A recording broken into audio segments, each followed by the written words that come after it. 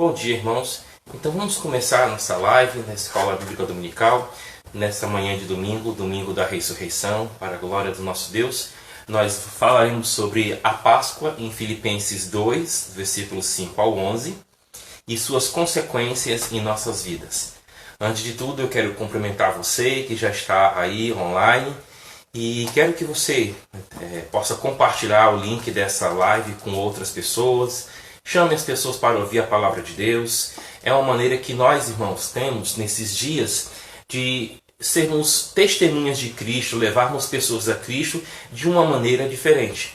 Então, compartilhe as lives dos cultos que nós estamos fazendo, para que as pessoas possam também conhecer quem é a Igreja Sião, onde fica a Igreja Sião, como eu posso aprender mais de Cristo.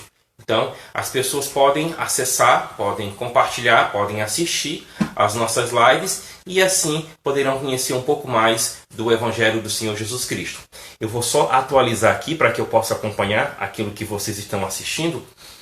E se os irmãos tiverem alguma pergunta acerca do estudo que daremos, os irmãos podem, tá bom, fazer perguntas aí pelas lives, tá bom? Pela live. Eu estou observando aqui, nós temos 8 pessoas, 10 pessoas agora. Que maravilha, todos os irmãos, bom, tanto de Sião quanto de outros lugares, ou até mesmo você que não faz parte de uma igreja evangélica.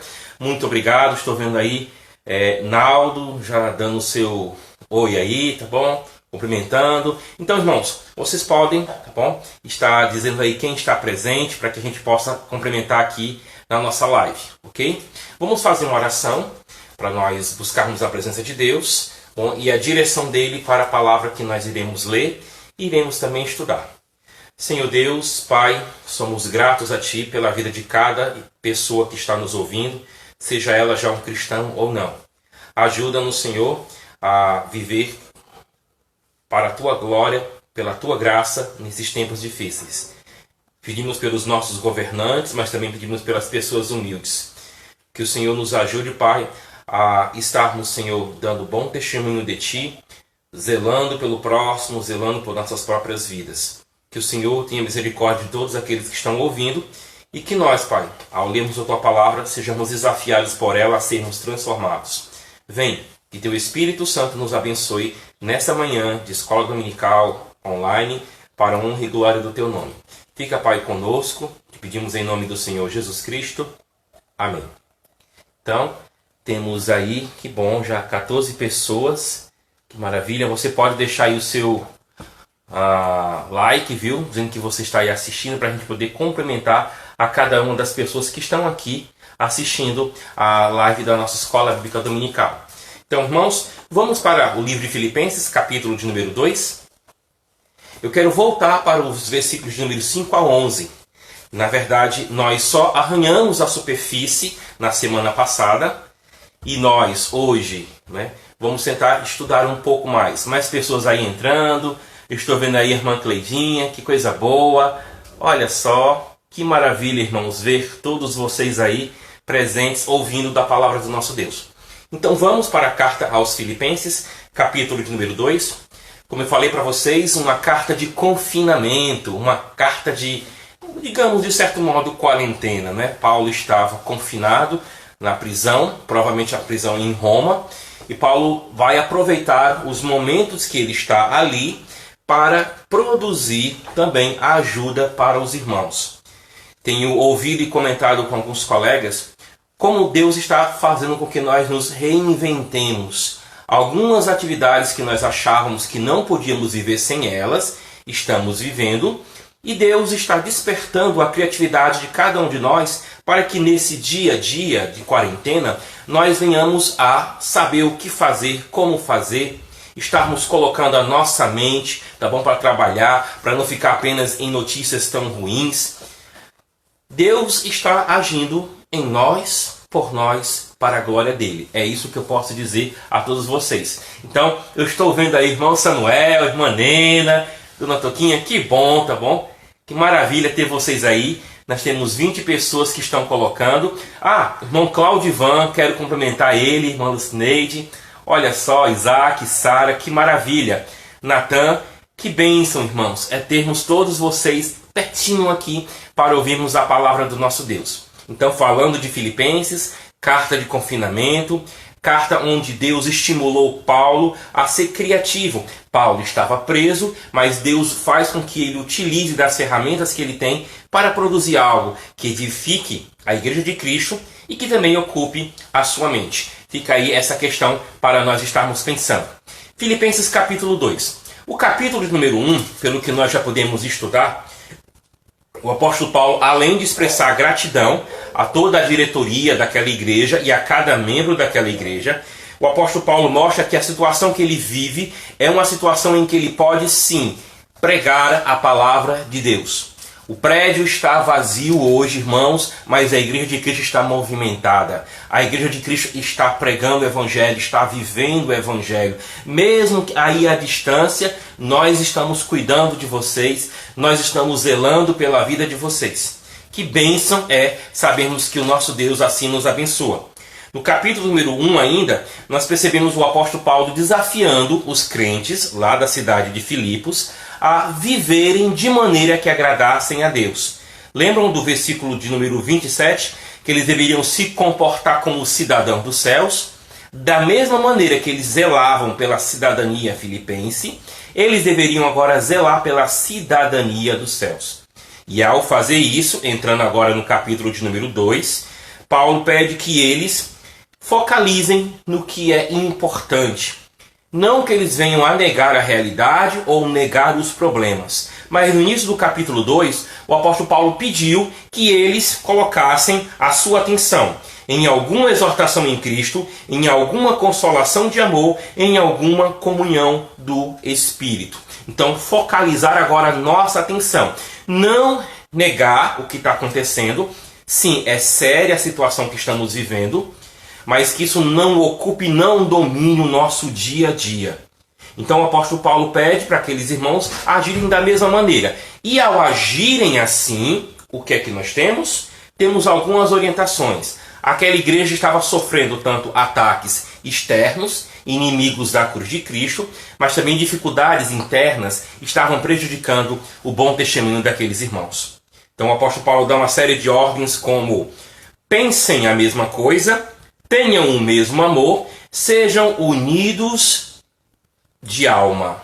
Não façam nada por partidarismo, não tenha cada um em vista o que é propriamente seu, senão também cada qual o que é dos outros. Então o que nós temos aqui?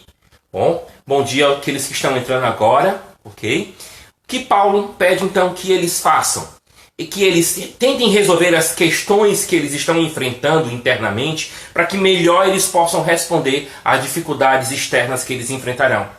Qual é o melhor exemplo a seguir nessa hora? Nessa hora em que nós estamos sofrendo, nessa hora em que nós estamos sem certeza do que vai acontecer. Qual o melhor exemplo a seguir? O exemplo é justamente o exemplo do Senhor Jesus Cristo. Daí a Páscoa ou a paixão de Cristo vai ser mencionada agora pelo apóstolo Paulo dos versículos de número 5 até o versículo de número 11.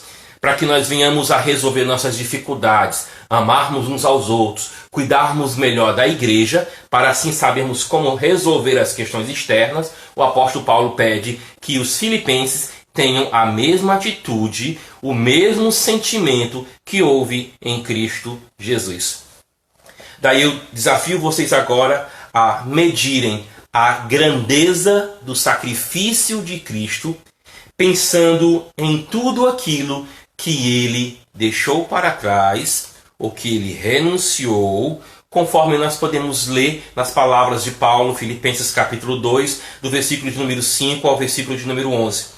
Nós vamos falar sobre um dos maiores mistérios do cristianismo, da palavra de Deus. Assim como a Trindade é um mistério, a encarnação do Filho de Deus e sua morte. Embora devemos ler, devemos procurar compreender e crer, ainda assim a encarnação e a morte do Senhor Jesus Cristo são para nós mistérios. Mistérios de fé. Mas vamos ocupar um pouco a nossa mente. Como seguir o exemplo de Cristo? Como ter o mesmo sentimento que houve também em Cristo Jesus? Vamos ver o que nós temos aqui. Ele diz: O mesmo sentimento que houve em Cristo Jesus no seguinte contexto: que ele, subsistindo em forma de Deus, não julgou como usurpação o ser igual a Deus. Vamos ficar nessa primeira parte do versículo de número 6. Existindo em forma de Deus. O apóstolo Paulo está aqui falando do mesmo conteúdo que o apóstolo João descreve lá no seu evangelho, quando o Senhor Jesus Cristo está realizando o que nós chamamos de sua oração sacerdotal. Cristo tinha consciência de quem ele era, de que ele existia antes de encarnar-se como homem, que ele possuía toda uma glória, embora ali encarnado ele fosse um homem pobre, ele fosse um homem sujeito às dificuldades às quais nós estamos sujeitos, mas sem o pecado. Então em João 17, versículo de número 5, nós ouvimos essas palavras de Cristo. Agora glorifica-me, ó Pai, contigo mesmo, com a glória que eu tive junto de ti antes que houvesse mundo. Então os pensamentos de Paulo e de João se encontram aqui nessa autoconsciência de Jesus Cristo, de quem ele é. A linguagem que Paulo usa é subsistindo na forma de Deus. A linguagem que João cita lá, representando ou reproduzindo as palavras de Cristo, é a glória que Cristo tinha com o Pai antes que existisse o mundo. Então nós estamos falando aqui da sua essência, da sua natureza. É isso que estamos vendo aqui. A essência, a natureza do Pai é igual à essência ou natureza do Filho de Deus. É o que nós estamos vendo no texto de Filipenses e ao mesmo tempo vendo isso também presente lá em João 17,5. Esse hino, esse testemunho que o apóstolo Paulo dá sobre a encarnação de Cristo, ou o que nós chamamos hoje, ou poderíamos chamar de Natal. Bom, como também o que nós estamos falando hoje, da ressurreição de Cristo, ou a Páscoa. Esses dois eventos são importantíssimos para nós. Esses eventos são importantes porque mostram que Deus, ele está conosco, que Deus participou conosco, encarnado em Cristo Jesus, das nossas dificuldades, e Cristo vivendo na dependência do Espírito Santo, Cristo vivendo na dependência de Deus Pai, ele mostra como cada um de nós devemos viver nesse mundo. Então tenhamos o mesmo sentimento, tenhamos a mesma atitude que houve também em Cristo Jesus. Que Deus esteja abençoando os nossos olhos e corações, para que nós venhamos a entender aquilo que o texto está trazendo para nós.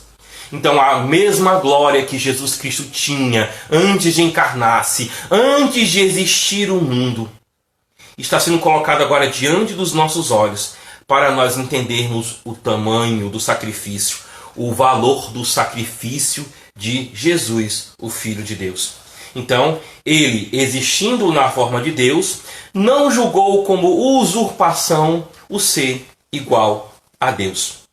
Paulo então está nos mostrando que Cristo, mesmo sendo Deus encarnado, ele não utilizou para proveito próprio ou de forma egoísta o fato dele ser Deus. Daí algumas pessoas, não entendendo perfeitamente a encarnação de Cristo, minimizam as tentações de Cristo. Para ele foi fácil porque ele era Deus. Ele agiu assim, mas olha, ele está só fazendo de conta porque ele era Deus, então para ele foi mais fácil passar por essa dificuldade.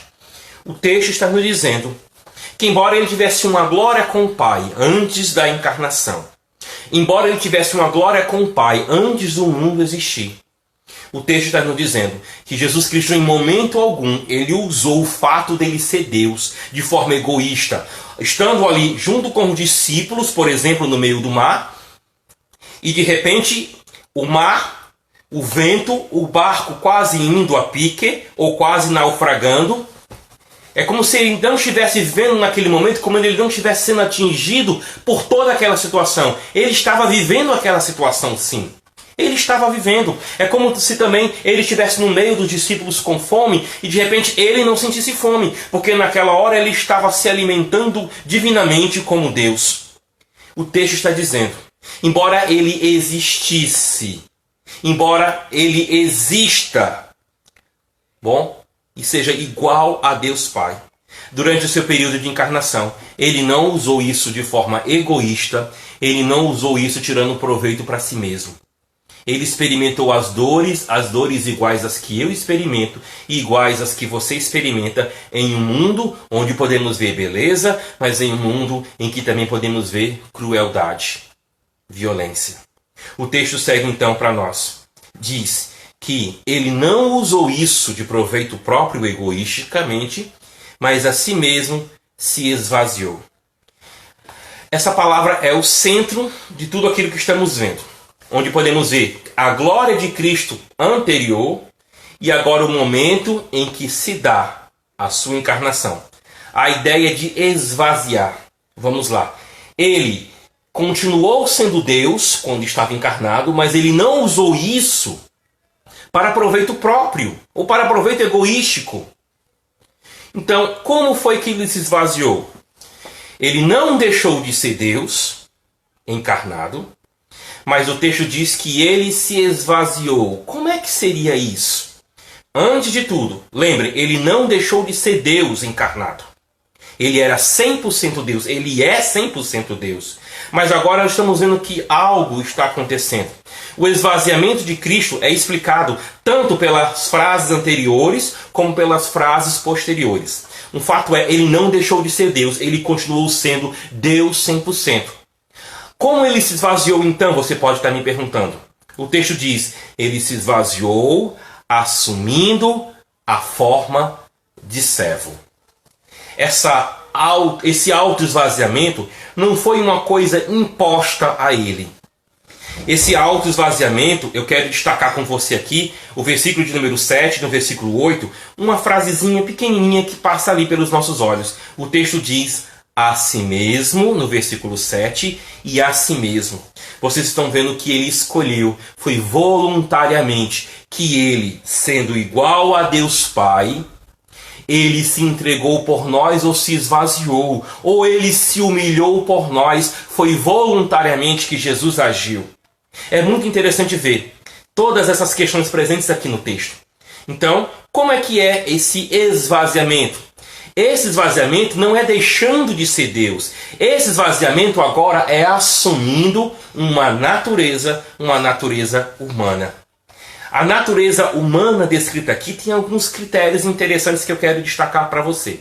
Vamos lá. Antes de dizer que ele assumiu a semelhança dos homens, o texto diz que ele assumiu a forma de servo. Isso é muito interessante porque a expressão servo ou servo de Deus é uma característica cristológica presente no livro de Isaías. Eu quero convidá-los a verem comigo Isaías capítulo de número 42, versículo de número 1, que nos ajuda um pouco a entender a humilhação que foi a encarnação do Filho de Deus. Eis aqui o meu servo a quem sustenho, o meu escolhido em quem minha alma se compraz, pois pus sobre ele o meu espírito e ele promulgará o direito para os gentios.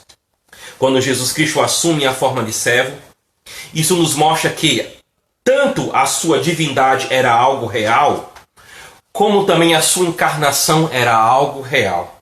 Ele é o servo do Senhor, ou o servo de Jeová, conforme é mencionado lá no livro de Isaías. Mas quando nós pensamos nele como servo de Deus, nós também devemos pensar que ele nos deixou exemplo para que nós venhamos a seguir.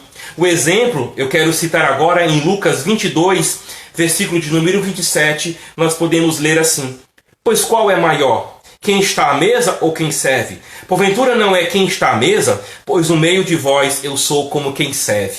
O próprio Cristo tinha essa consciência da sua glória antes do mundo começar. E ele também tinha consciência de que ele veio a esse mundo humilhando-se ou esvaziando. Como? Ele sendo rei, ele agora toma o papel de servo. Ele sendo criador, ele agora está na semelhança de criaturas. Tanto a sua essência ou natureza divina ou de Deus continuou ali quando ele se encarnou, como a encarnação é algo real. Nós não estamos falando de uma coisa mítica, de alguém que poderia ter aparecido, mas não apareceu. Nós estamos falando de alguém de carne e osso que apareceu. Alguém de carne e osso que esteve aqui nesse mundo. E a forma como ele é descrito é como um servo, aquele que está para ser submisso aos outros, ou para aquele que está para servir aos outros. Nessa mesma atitude, em João capítulo número 13, versículos 12 em diante, nós lemos Cristo saindo da mesa, vestindo-se com a túnica e lavando os pés dos discípulos. Papel destinado a servos, papel destinado a escravos. E ele encerra esse ato dizendo: o que eu fiz, façam vocês uns aos outros. Embora seja bela, eu admiro muito, o irmão João entrou aí, estamos também vendo o irmão Wesley, um grande abraço a todos os irmãos. Alguns irmãos estão com alguns nomes diferentes nas contas de Instagram, então eu não estou reconhecendo, mas outros diretamente estou vendo. Que bênção é ter vocês aí, irmãos, tá bom? Tanto aqueles que eu cumprimentei pelo próprio nome, como aqueles que eu não estou conseguindo reconhecer. Mas que coisa maravilhosa podermos estarmos juntos aqui. Então vamos lá. A sua encarnação foi real. Da mesma forma que ele é 100% Deus, ele agora se tornou 100% homem. E a primeira forma para destacar a sua humanidade é o fato dele ser servo. A segunda forma utilizada aqui para destacar que ele foi homem está sendo trazida na frase tornando-se em semelhança de homens. Essa frase ela é de Paulo, e Paulo em outra situação ele usa uma frase parecida. Em Romanos capítulo de número 8, nós lemos que Deus enviou o seu Filho à semelhança da carne. Ou seja, ele foi real homem, semelhante aos outros no seu corpo, semelhante aos outros nas necessidades desse corpo, semelhante aos homens nas fraquezas desse corpo, mas sem pecar. Ele viveu no mesmo sistema opressor que vários outros seres humanos estão vivendo. Ele viveu debaixo deste mesmo sol tão quente, que às vezes nos tira o ânimo de caminhar, que nos tira o ânimo de viver. Ele esteve numa mesma terra que às vezes não dá comida, e a comida tem que ser regrada dentro de casa. Ele esteve nesse mesmo mundo onde às vezes falta chuva e o agricultor não sabe o que comer. Ele viveu esse mesmo mundo onde vizinhos ao redor dele em Nazaré, ou lá em Cafarnaum, onde ele foi morar, ele viu pessoas morrendo, ele viu pessoas doentes, ele viu crianças mendigando, ele viu velhos e senhoras idosas sendo maltratados. Ele viveu o mesmo mundo em que eu e você estamos vivendo. Daí é importante, se o texto está marcando que ele não usou de proveito próprio ou egoístico o fato de ser Deus, ele continuou sendo Deus encarnado, mas ele não usou isso para o seu próprio proveito. O texto também está nos dizendo que a encarnação foi coisa séria. A encarnação foi real.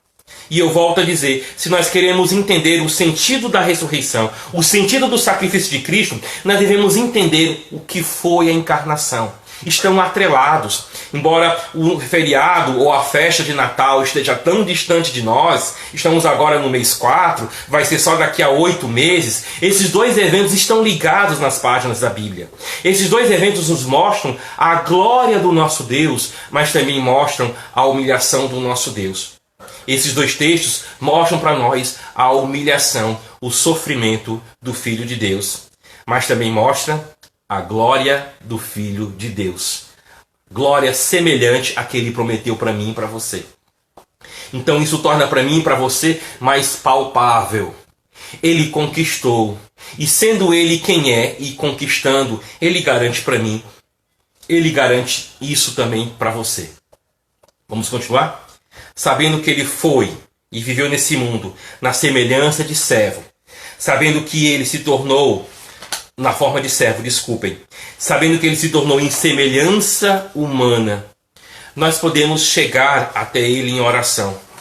Tanto esse texto reflete que o Filho de Deus se tornou semelhante a nós na carne, como ele também reflete as influências que a encarnação traz na intercessão que Jesus Cristo faz ao Pai por mim e por você.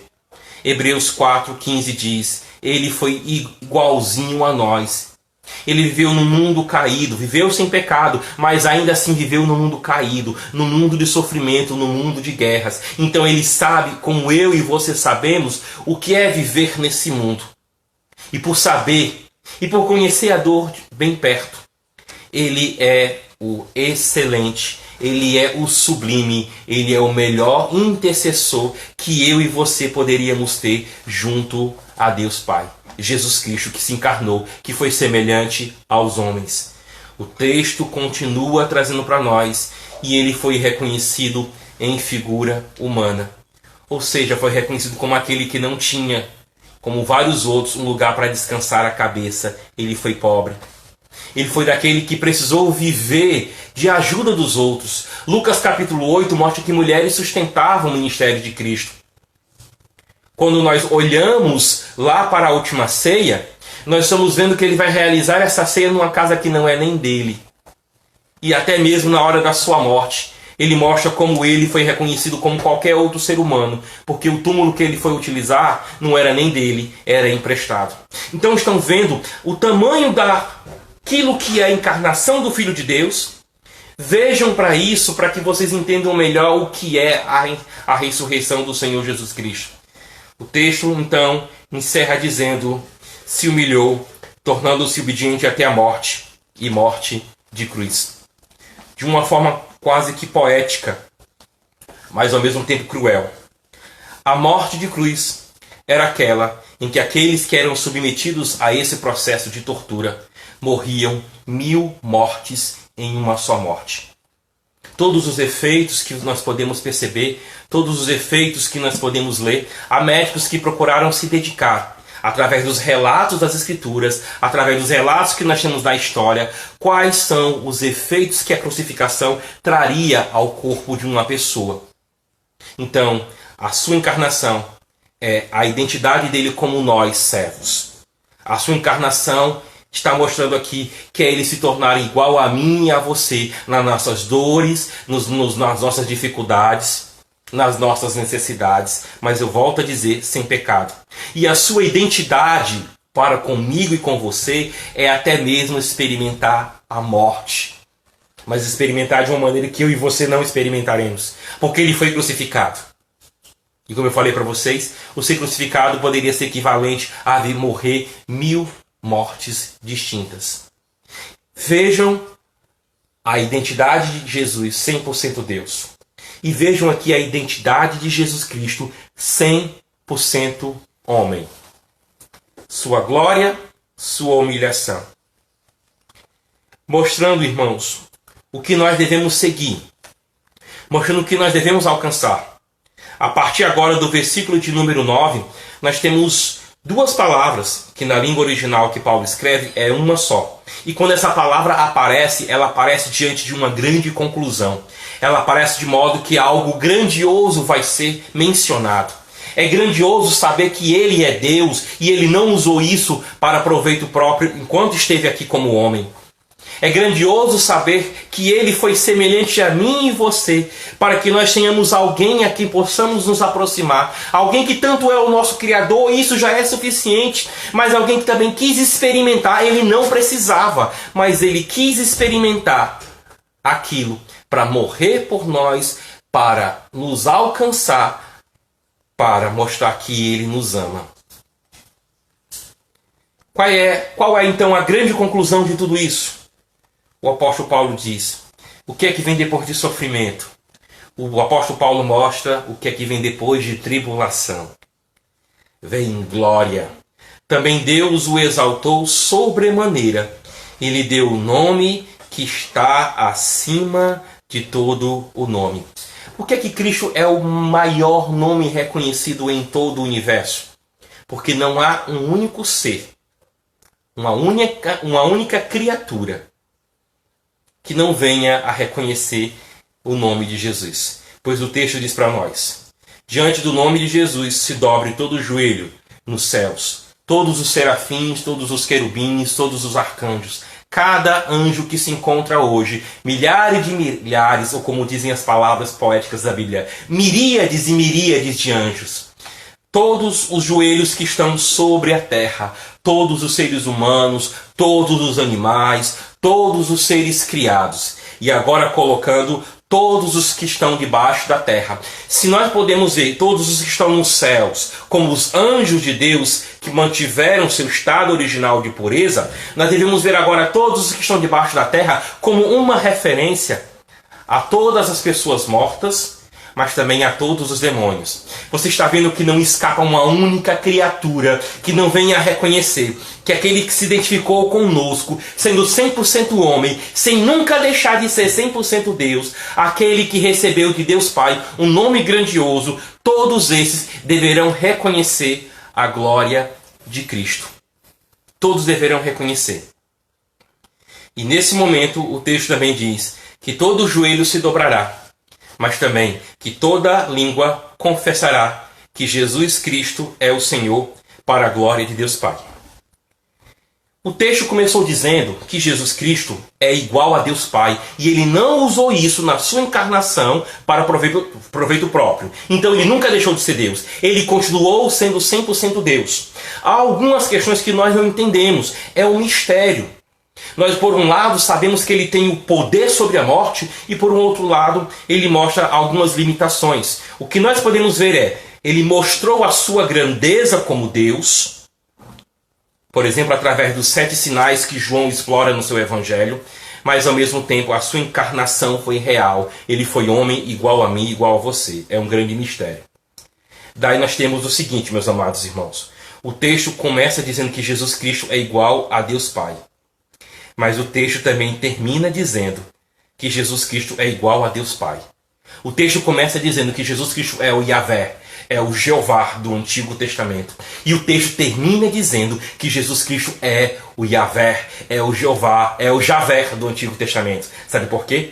Porque a citação que Paulo coloca no final desse texto, quando diz que toda língua confessará, que todo joelho se dobrará, Paulo está citando uma passagem de Isaías, capítulo número 45, versículo de número 23. O texto começa dizendo que Jesus Cristo é 100% Deus, e o texto termina dizendo que por ser Deus, ele receberá toda a glória. Ele se encarnou, ele se humilhou, e a glória que ele mostrou, mesmo na sua fraqueza, sendo homem aqui na terra, as pessoas reconhecerão isso um dia.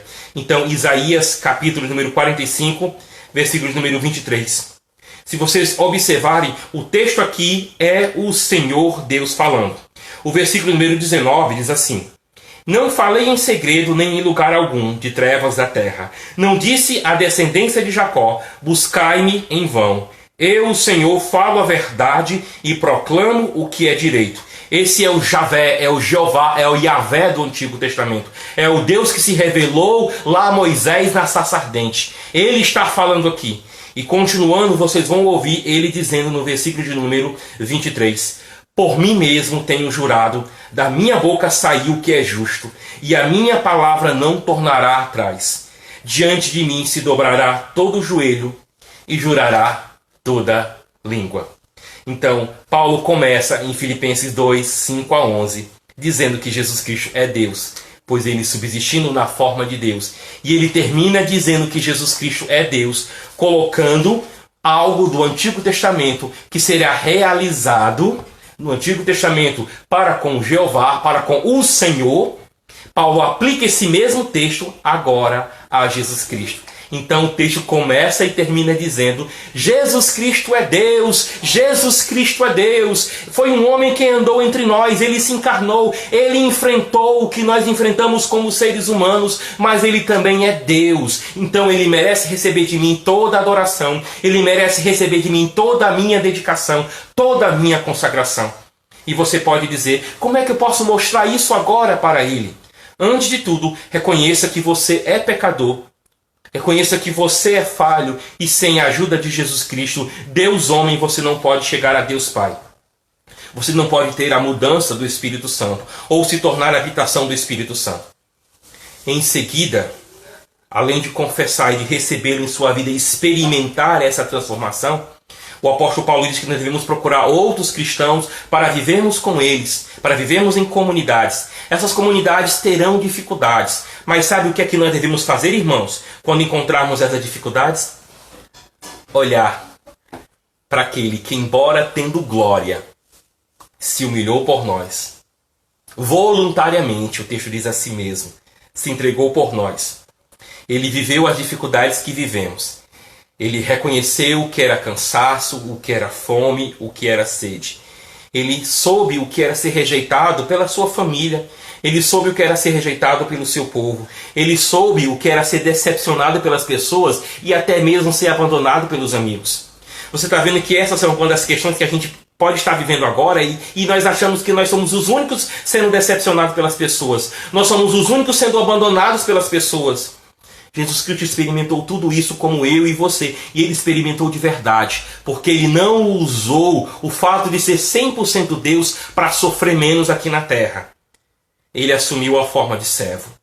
Ele foi reconhecido em figura humana, em semelhança de homens, e foi obediente até a morte, morte de cruz. Ele conhece perfeitamente o que é a nossa vida por dentro e por fora. Então, diante disso, o que fazer quando estivermos diante de uma comunidade cristã, onde encontraremos pessoas tão difíceis de se relacionar como nós? O texto diz, olhe para Jesus. Todas aquelas questões que Paulo diz, pensem a mesma coisa, tenham o mesmo amor, sejam unidos de alma, nada façam por partidarismo, nenhum tenha em vista o que é propriamente seu. Tudo isso é uma maneira de mostrar que nós somos de Cristo e que nós vemos Cristo na vida dos irmãos. Então sigamos o exemplo de Cristo, que sendo Deus, tendo glória, ele se humilhou por nós, ele morreu por nós, mas ele ressuscitou, trazendo para nós esperança de vida eterna. Esperança de saber como viver nesse mundo de uma maneira em que nós venhamos a glorificar a Deus, amar o próximo e cuidar daqueles que estão ao nosso redor. Lembrem disso. Lembrem disso, meus irmãos. Para resolvermos as dificuldades internas, nós temos todas as armas. Temos a natureza necessária para fazer isso. Nós temos o poder de viver da maneira que agrada a Deus. Porque Jesus Cristo se encarnou. Porque Jesus Cristo viveu uma vida sem pecado. E porque, aleluia, Jesus Cristo ressuscitou dos mortos. Hoje é domingo de Páscoa. Hoje é um dia, não apenas nesse dia, mas é algo marcado no calendário que os cristãos que amam a Jesus vivem isso todo dia. Nós o amamos porque ele nos amou primeiro. Nós fomos alcançados por ele para que nós não vivamos mais para os nossos próprios propósitos, mas para que nós vivamos para a glória de Deus. Cristo vive em mim. E a vida que agora vivo, eu vivo-a para a glória de Deus. É isso que Jesus nos ensina. É isso que devemos pensar nessa hora de ressurreição. Nesse dia de ressurreição. Dificuldades Cristo enfrentou. Problemas Cristo enfrentou. Ele poderia ter escapado desses problemas usando a sua natureza divina. Mas ele viveu essas dificuldades. Irmãos, ele está do seu lado. Ele está do meu lado. Aquele que não fugiu do sofrimento, mas o enfrentou por nós, é aquele que está comigo e com você nessa quarentena, nesse confinamento. Então louvemos ao Senhor, agradeçamos ao Senhor, porque Jesus ressuscitou dos mortos. Ele não é apenas um exemplo. Ele é Deus vivo, ele é Deus homem, que está conosco hoje. Lembra das promessas? Estarei convosco todos os dias, até a consumação dos séculos. O Senhor está comigo e está com você. Então, que você ouça mais uma vez essa mensagem, que você reflita. Ela vai ser depois baixada lá para o nosso canal no YouTube. Ore, tá bom? Uns pelos outros. Ore para que o Senhor dê graça a todo o povo brasileiro, a toda a humanidade. Estamos juntos nessa dificuldade. Ore pelos nossos governantes. Ore para que eu e você, nesse momento, possamos expressar a glória de Deus do mesmo modo que Jesus Cristo expressou, vivendo nesse mundo. Eu quero fazer uma oração por você. A irmã Eliette está aí também, estou vendo também. Olha só que coisa maravilhosa, tanta gente que eu estou vendo aqui. Que bênção, irmãos. Deixe eu orar por você. Pastor Ronilson disse que está travando um pouco, né? Mas vai ficar lá gravado, pastor, tá bom? Que bom que estão observando. Estou vendo o irmão Claudivan, já ia dizer pastor Claudivan, mas quem sabe, não é? Que maravilha nós temos aí, irmãos. Maravilha, maravilha. 32 pessoas nos abençoando aí com a sua presença. Deixe-me orar por você, depois eu tenho alguns avisos que eu quero compartilhar com os irmãos, bom, de Sião, mas também você que está nos ouvindo, está nos vendo, assistindo, também você pode ser beneficiado de algum modo por aquilo que vamos falar. Senhor, eu louvo a Ti. Eu sou grato a Ti, Pai, porque sem merecer o Senhor tem nos alcançado. Sem merecermos, o Senhor tem nos transformado. Sem merecermos, o Senhor nos deu o maior de todos os presentes. O Senhor nos deu o teu Filho que morreu por nós, que viveu nesse mundo, viveu para a tua glória, da maneira que eu e você, e nossos irmãos estão aqui, devemos viver para ti. Então, Pai, eu peço que nesse domingo de Páscoa tão diferente, em que nós deveríamos estar, pelos nossos planos, realizando o café da manhã, realizando um momento de confraternização dentro da igreja ou do prédio em que nós nos reunimos, nós estamos afastados, mas não deixando de comemorar a ressurreição do Filho de Cristo, do teu Filho, Senhor Jesus, a ressurreição, Pai amado, daquele que nos amou e se entregou a si mesmo por nós. Então, eu peço pelos que estão cansados, eu peço pelos que estão decepcionados, eu peço por aqueles que não conseguem mais achar força para continuar nessa quarentena, nesse confinamento. Eu peço, sim, por aqueles que estão passando necessidades, que o Senhor nos use a todos aqueles que estão mais próximos dessas pessoas, use dos meios que todos são teus, para que nós venhamos, Senhor, a sofrermos junto com essas pessoas, mas também viver, Senhor, desfrutando das tuas bênçãos, compartilhando daquilo que o Senhor está nos dando. Eu te peço por Sião, nossa igreja amada local, te peço pelos ouvintes de Fortaleza, de todos os lugares que estão nos acompanhando, Pai amado, do estado do Ceará e também em qualquer outro lugar onde esses vídeos forem passados ou assistidos. Contempla, Pai amado, a vida de cada um. Eu peço, Senhor, pelos desanimados, pelos aflitos, eu peço por aqueles que ainda estão em pé, não sabem ainda como, mas nós sabemos, é o Senhor que nos mantém em pé. Fica conosco, Pai. Te pedimos em nome do Senhor Jesus Cristo. Amém. Então, vamos lá. O que nós queremos? Vamos compartilhar com os irmãos. Nós gostaríamos que vocês preparassem uma janta, tá bom? Do jeito que você tiver em casa. Você poderia preparar essa janta e reunir toda a família para que às 6h30 nós tenhamos a nossa live, tá bom? Do culto à noite. Então, após essa live do culto à noite, você possa fazer um jantar com toda a sua família, com o que você tiver. Mas a questão é, aquilo que nós estamos desfrutando, tá bom? Em família, seja uma lembrança daquilo que nós vamos desfrutar, se Deus assim permitir, ainda na nossa igreja local e também na glória por vir. Então, se prepare hoje à noite, tá bom? Eu gostaria de ver algumas fotos das famílias reunidas, bom, após o culto, celebrando ao Senhor, lembrando desse momento tão importante. Então vamos nos organizar. Toda a família esteja presente às 6h30 para a live da noite, tá bom? E preparem aí um jantar para que todos estejam à mesa, agradecendo ao Senhor por esse momento. É momento de reflexão, mas também é momento de alegria, porque Jesus ressuscitou por nós. Ontem eu estive reunido com alguns irmãos, líderes de departamentos, e vamos ter programações em cada dia da semana. Teremos algumas programações desses respectivos departamentos, tá bom? Eu estou aguardando os líderes de departamento darem a resposta. Eu pedi que eles falassem com cada um, os homens, mulheres, os jovens, o Ministério de Música. Então nós vamos apresentar um calendário no WhatsApp da igreja, mostrando o que cada dia terá, tá bom? De programação, de live, de alguma atividade que você pode estar fazendo. Mulheres, homens, jovens e também a questão da música. Nós vamos nos organizar para a questão também das crianças. O pastor não esqueceu de vocês não, viu? Eu acabei de ver aí a questão da Lídia, da Sara Lídia, né? Sarinha, grande abraço para você. Nós não esquecemos de vocês, viu? Crianças, nem os adolescentes. Nós estamos nos organizando para termos um maior acesso a você. E meus irmãos, os diáconos, os pastores, a diretoria, os líderes de departamentos, eles estão orando por vocês. Bom, então busquem a liderança da igreja em alguma dificuldade. Lembra do lema do pastor Marcos: não sofra sozinho. Em lives anteriores eu agradeci a Deus pela ajuda que vocês foram na minha vida nessas últimas 3 semanas. E se você estiver passando necessidade, meu irmão, não sofra sozinho. Busque a sua liderança, tá bom? E nós estaremos dentro de todas as precauções que devemos tomar, ajudando você. Que o Senhor te abençoe, meu irmão. Tá bem? Então, que o Senhor fique com cada um no restante dessa manhã.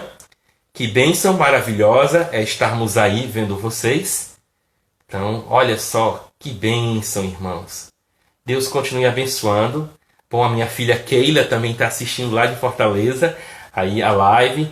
Todos os irmãos, muito obrigado. Muito obrigado. Deus esteja com cada um de vocês. Irmãos, vamos passar por essa dificuldade.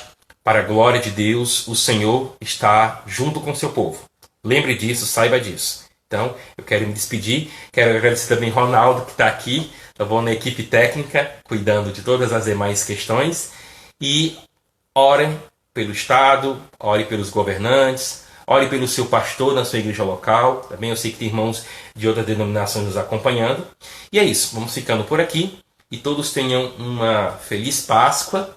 E vamos nos encontrar logo à noite, tá bem? Então se prepare aí, se prepare para depois do culto, termos um jantar cada um na sua casa, para a glória do nosso Deus. O Senhor os abençoe, irmãos.